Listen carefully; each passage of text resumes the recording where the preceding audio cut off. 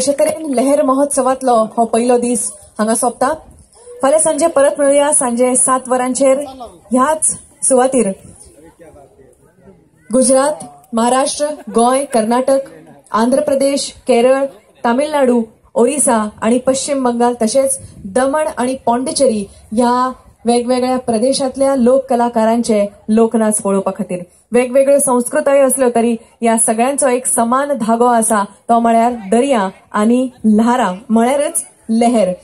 हांगा आशिल्ल्या सगळ्या मानेस्तांक कला आणि संस्कृती खाते तसेच पश्चिम क्षेत्र सांस्कृतिक केंद्र उदयपूर हांच्या कडल्यान हांव सगळ्या मानेस्तांचे उपकार मानता. सगळ्यांक मना काळजा सावन देव बरें करूं म्हणटा. हांगा आशिल्ल्या जण एकल्याचे आमी उपकारी आसात. परतून तुम्ही सगळी फाल्यां मुजरत येयात, उपेट संख्येन येयात.